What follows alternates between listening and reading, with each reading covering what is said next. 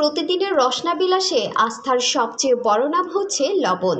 লবণ ছাড়া রান্নার স্বাদ ভাবাই যায় না। তবে কোরিয়ানদের রয়েছে এমন এক লবণ উৎপাদনের অভিজ্ঞতা, যার মাত্র 250 গ্রাম লবণের মূল্য প্রায় 10,000 টাকা। হ্যাঁ দর্শক, ঠিক শুনছেন। অবাক মনে হলেও কোরিয়ানদের বিখ্যাত ব্যাম্বু সল্ট বা বাঁশের লবণ বিক্রি করা হয় এমন আকাশ ছোঁয়া দামে। এটি পার্পল সল্ট নামেও পরিচিত।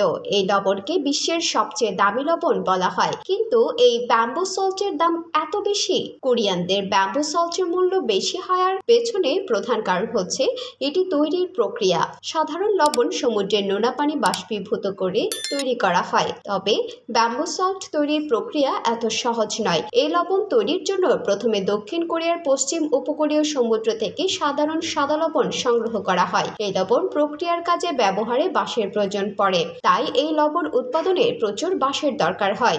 তবে এই ক্ষেত্রে খেয়াল রাখা জরুরি যাতে প্রতিটি বাঁশের বয়স 3 বছরের মধ্যে থাকে।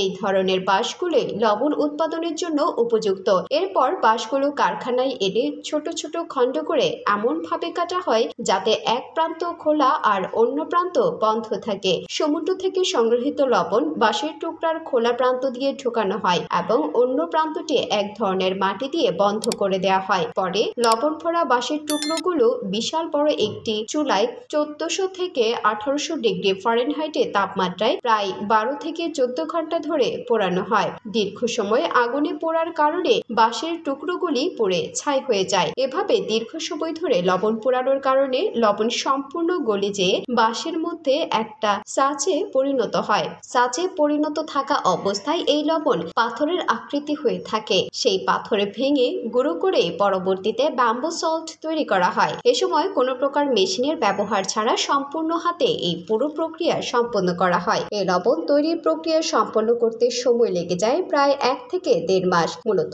লবণ তৈরিতে এত জটিল ধাপ অতিক্রমের জন্যই এই লবণের মূল্য এত বেশি। তাছাড়া বিশেষজ্ঞরা জানান, বিশেষ প্রক্রিয়ার প্রস্তুত এই লবণে সাধারণ লবণের তুলনায় পুষ্টিগুণও অনেক বেশি। তবে দামি এই লবণ খাদ্যে কম, ঔষধ এবং বিভিন্ন প্রসাধনী তৈরিতে বেশি ব্যবহার হয়ে থাকে।